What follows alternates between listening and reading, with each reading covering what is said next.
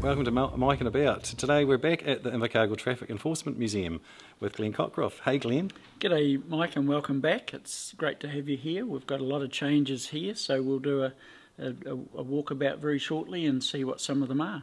And we've also got a special guest from up north, Mr. Neville Cooper. Hey Neville. Hi, how are you? I'm looking forward to hearing. I'm good. I'm looking forward to hearing some of your stories that you've got to tell us. I'm initially a traffic officer from Wellington City Council, which I started in 1962. Yep.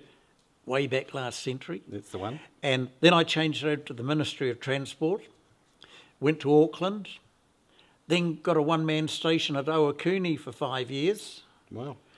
And then got promoted to Hamilton, where I stayed for the rest of my career, changing over in 1990 to the New Zealand Police, yep.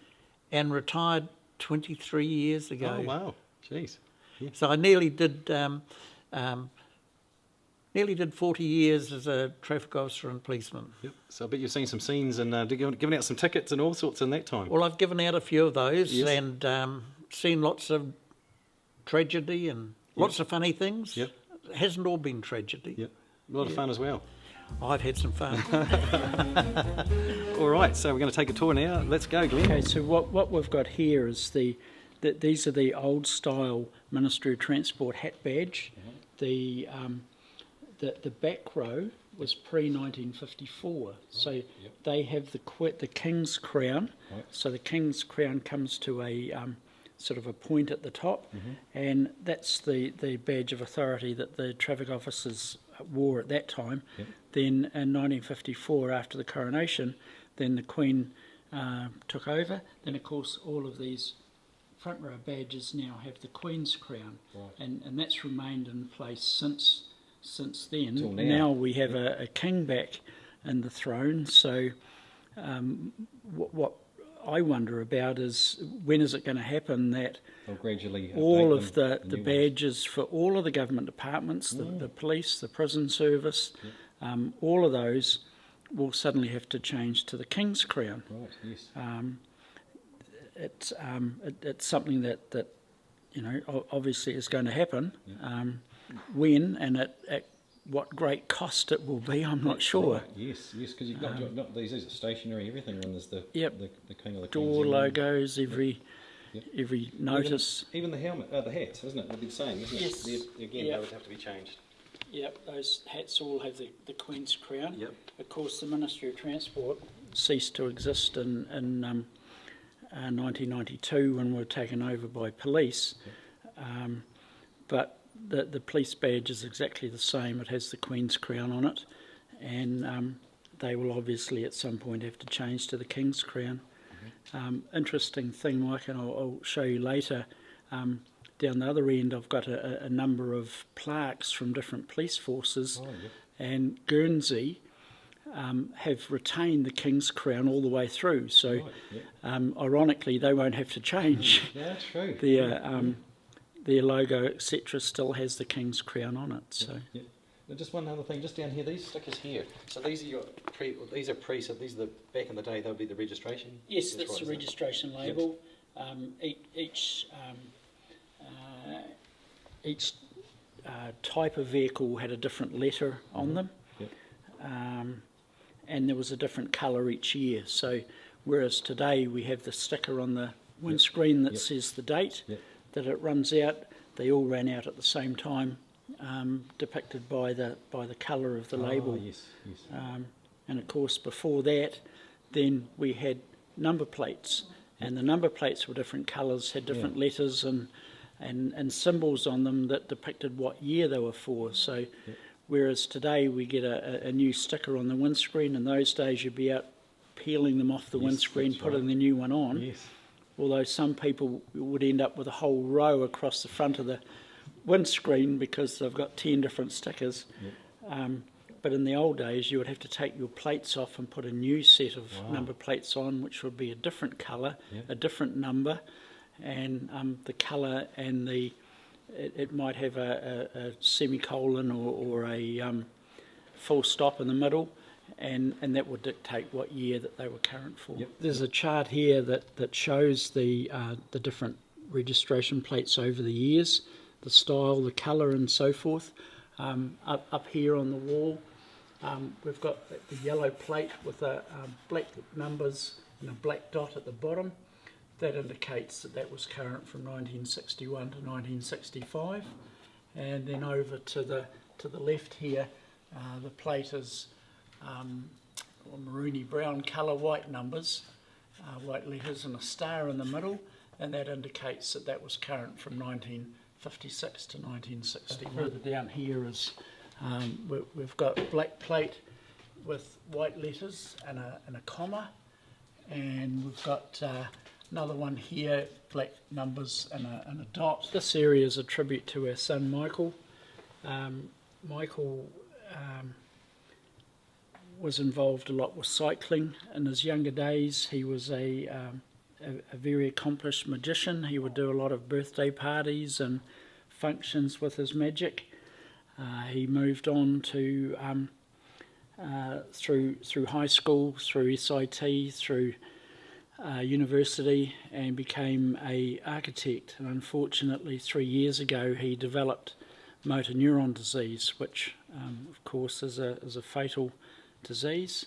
So I've just put together a wee corner here for him as a tribute, with some of his cycling things. He used to ride a very tall unicycle, and that's his actual magic outfit in his box that would be used when he was performing on stage and at parties and things. He hasn't actually seen it yet. I hope to get it finished this weekend, and then he'll come in and have a look. So, but that's what it is, a tribute to him. And of course, beside that, we now have a kids' corner. I retired a couple of weeks ago from my position with Crest Cleaning, and the other managers around the country ended up presenting me with a Prezi card, and I thought, what on earth am I going to use that for?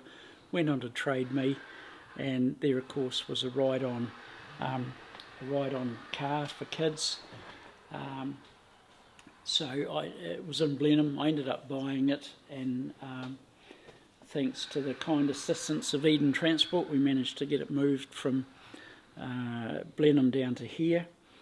And there's been a number of kids have hopped in it, and it's not the big money spinner that I thought it would be, because it seems to be me that's putting the 50-cent coins in to make it work. So there's a pile of them on the shelf up the back, and kids are welcome to come and have a ride. I just love some of the old school movie posters, from obviously Police Academy right through to Cannonball, Smokey and the Bandit. There's one movie I didn't know about, was Loose Cannons, and it's got Gene Hackman and Dan Aykroyd. I thought was interesting. Of course, everyone knows the Police Academy series. Yep, I've tried to sort of collect a few of the, traffic vehicle, police-related posters that have popped up. The other one is Crime Busters, Bud Spencer and Terence Hill. But normally they're sort of punch-up movies, or what they are, but as a police theme, I thought it's quite good. Yeah, I've got copies of most of Bud Spencer, Terence Hill movies that, and again the TV's here on the wall and the DVD player, and that this is sort of the man cave area where we're friends, where the grandkids will come and we'll have a sit down and watch a movie or two. So a nice place to be on a cold day. If we turn it round, that's actually a tape player. Oh wow! And that's and cool. Radio. That, Jeez, of course you'd have to have that, wouldn't it? It was so fitting for the whole place. Exactly. I bought that off eBay many years ago. Wow. And it was a law firm in the States had them made for them, and they used them to as present to clients and so forth. They made a fatal mistake of presenting one to one of the judges, and it was severely frowned upon that it could be looked as being some form of, I'll say, bribery and corruption. So that they put them all down in the basement and stopped giving them away. And it was about 10 or 15 years later, someone was in the basement and found them and said, well, what are we going to do with these? So they put it up for sale on eBay, and I managed to be able to purchase one. That's So a good score. yes, that's also a radio as well. I managed to pick up this mannequin and fit it up in a uniform, and I thought, well, hang on, let's make this in a manner that it's doing point duty, one hand up and one down. So many thanks to Parkside Panels, I took an arm into Ewan and said, Ewan, I need a bit of body work done, and he laughed, and they managed to cut the elbow and twist it and re-put it back together, so it is in the shape of someone actually doing point duty. So it's been amazing the assistance that so many people and businesses have helped with this type of thing to make it all happen. Yes. Yeah. It's great. See, I'll try. What is it? So it's is that right? Yep. Yep. There we go. Awesome. This is the Yamaha XJ750P. That they have the letter P after the model because it's a genuine police model bike made from the factory. Yep. Wow. So that when we take delivery, or when the enforcement agency takes delivery, it's all kitted up with the lights, with the siren and so forth. It's all balanced, and I think earlier Neville talked about the difficulties with the bike that he was riding, because it had a lot of bits added to it. But this is set up from the factory, so it's all balanced and rides extremely well. I've got two of them here. Both were based in the North Island, and I managed to procure. Well, they would have had the similar bike down here at the time? Yes, we in Invercargill City Council, we had three of these Yamahas here. Yep. I reckon Kieran Price, he probably did a bit on the bike sometimes from memory as a kid. Yeah, we all did. That was the thing when we started with the City Council traffic. We did it was about a 12-week roster, and a couple of weeks of those were on motorbikes, and you just rotated through the roster. Oh, okay. And you hoped it was fine weather on the week that you got it. had the bike. Yep. And if it wasn't fine weather, you obviously looked for a bit of shelter on some of the days as well. So, but yeah, a lot of fun. Yep. And that for a lot of traffic officers nationally, that was why they joined the Ministry of Transport or the City Council traffic, because they love to ride bikes. That's right. And you get paid for it as you well. You get paid for it, exactly. You know, you got to ride a bike and get paid. So you'd leave home in the morning and say, wow, I'm getting paid for this. You'd park up at night, and what am I going to do tomorrow? Oh, go and ride the bike again and get paid for it also. Oh, can't beat that. Yes. And you get to give out tickets as well. Yes, for sure. Yes. Well, up here is one of the original Raleigh chopper bikes. Of course, all us young fellas, we all wanted one when they were new, and not many could afford them. Most people ended up with the Raleigh 20. Yes, that's what I got. Yes. So that one, some years ago, I owned a bike shop, and a gentleman bought that bike in and wanted to trade it in on a new bike for his son. And I can assure you it didn't look anything like it does now. It was pretty tatty, and I managed to strip it all apart with the assistance of our mechanic. We powder coated it, re-chromed everything, got new parts out. The tyres came from England, the gear changer came from America. The guards on it actually came from Cyprus. Wow. From a bike shop that had closed down, and they had them listed on eBay. And I managed to get it all back together and so forth, and looking back to mint. My wife, and still to this day, often asks how much did it cost, and I just haven't quite taken that story to the cost of the no, grave. No, it's it's going with me. But the value of those bikes today, in that condition now, is anywhere between sort of $2,000 and $5,000 is what they're selling for, which is a far cry from the few £100 that they would have been at the time when they were new. Wow. That's 81 kilometres an hour. Yep. And that's what happens when you're riding a motorbike that fast, and you look up and you see a speed camera, and you think, oh crap, and you pull the front brake on. Oh, you don't, and you go head over. And then you and the bike go through at the same speed independently of each other. Yes. Ouch. Did they survive? Yes, Wow. A few injuries though. and a few dollar fine. Yeah, I'd say. And pride. Yes, and a lot of pride broken there, or damaged on that. Yes. Right. I initially started off my career in Wellington City Right, yep. in 1962, Oh, jeez. Okay. way back last century. Yeah. And I served on motorbikes and Yep. patrol cars. And this is one of the patrol cars I drove just before I changed from the Wellington City traffic Yep. to the Ministry of Transport. Wow.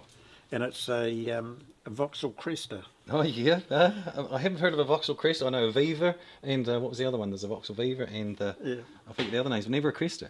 Yep, Interesting. they're a very good car. Right. They're a very good car, and that's what we used to cart round in the boot of it. Oh, yes. There's and- quite a bit of gear, isn't it? Oh, well, you know, you needed it if you attended accidents True, and true. road problems and so forth. True. Yes. Now, you've got a story to tell us about the motorcycle here. Tell us about that. Yep. So it's a Triumph, is that right? Yep, that was in about 1971, 72, be 71, and I was at the time stationed in Onehunga, Right. and I was on motorbikes, and I was given that motorbike to evaluate. It's a Triumph. So you were assessing it for, or evaluating it for safety and Evaluating for Yep. suitability suitability for the. Yep. as a patrol bike. Sure. And the department at that time was, that's the Ministry of Transport, were deciding whether to stick with British bikes Yep. or to go to Japanese bikes. Right. And this Triumph bike, it was a lovely bike to ride in normal conditions. Mm-hmm. Right. Yeah. But on the southern motorway, in a high wind, Yes. the wind used to catch on the fairing, Yep. and it would blow you all Right. over the place. And I wasn't a very heavy sort of a person, Yep. and it gave you quite a thrill. Yeah, I bet it did. Yeah. Anyhow, my recommendation was that it was probably a bit unsafe to go with that bike, owing to the fact that it was unstable in high winds. Yep. And so they went to the Japanese bikes. And then okay. Yep. And then I got transferred from motorbikes onto a patrol car. And a week after I got transferred, the bloke who took my bike over, which I loved, Yeah. Yeah. fell off it and wrote it off. Oh no! It broke my heart. I bet it did. And did he survive? Yeah, Oh, that's good. Yeah, his pride didn't. No, I bet it did. No, I bet it took a bit of a dent or two. Yes. And that's you there, isn't it? So that's Yep. you in both those photos. Yes. Yep. So contrary to what a lot of people think that I'm an old fella, I was young once upon a time. I had to decide what I was going to put on the cover. Yep. And I decided that because that accident, it's still a memory to me. Yeah, it would. Jeez. And there were 6 kids killed in that. Oh, that's sad, isn't it? And at the time I was in charge of the serious accident unit in the Waikato. Uh-huh. And myself and my crew, we went out to that accident, and it happened in the night about midnight, when we would have normally been finishing this particular detail of us. And I finally walked in to my home at 6:30 the following morning. Wow. It was a horrendous accident. The car hit a truck which was yeah. travelling north through Huntly towards Auckland. Mm. And yeah, it was a nasty state of affairs. And you can see the car was just Written off, split yeah. to hell. The experiences I had in Wellington was to go on a tiger hunt, A tiger hunt. a genuine tiger hunt on safari in Wellington. Really? Yeah, and I, to show you that I'm not pulling your leg. Oh, oh, right. There you go. He's the. This tiger. And that was Wellington. Oh, the Wellington Zoo. I see. That's where the tiger met its final ending. Oh, yeah. Oh, yeah. What happened was, on a Saturday night, I was on patrol and got a call from the operator, and he said, "Would you head up towards Wellington Zoo? There's a tiger has escaped." I said, "Oh, yeah." You know, well, what would you say? And one of my colleagues, Fred Oakley, he joined us, and I left my bike and hopped in the car with Fred. Yep. And we headed up towards the zoo, and there were these two girls walking up towards the zoo, and we were in a mufti car, and Fred pulled over towards the curb, and I wound the window down and said, "Hey, would you like a lift? There's a couple of tigers escaped from the zoo." and they sort of hurried until I hopped out the car, and they saw I was in uniform, and they thought, "Oh, maybe he's not joking." And we gave them a lift home, and eventually one tiger was shot in the... There was 2 tigers killed. Mm-hmm. One tiger was shot on the grounds of the zoo. Yep. And this one came up through the back of the zoo, and it was actually Fred and I who found it. And we looked over this corrugated iron fence which was separating a big playing field, yep, a rugby league grounds. Oh, yeah. It's separating it from the zoo. And I looked over, and there below me at the bottom of the fence was this tiger. We sort of jumped back. Both of us leapt in the car at the same time, trying to get in the front door at the same time. Yeah, yeah. And we got the police and the zoo people to come, and they decided, because it made a move, yeah, they'd shoot it. And they shot and killed. And I still to this day reckon that they could have used tranquilizers on it, yeah, and saved it. Wow. But, yeah, so what a story. That was the safari in Wellington. Yeah. And it's true. There you go, you've got the evidence to show. Yeah. All right, so we've had a fun tour around the Invercargill Traffic Enforcement Museum with Glenn Cockroft, the owner, and also a special guest from up north, Neville Cooper. Thanks, guys. You're welcome. Mate. Thanks for the stories and the memories. Can't wait to get it out to our fans. Until next time, see you later.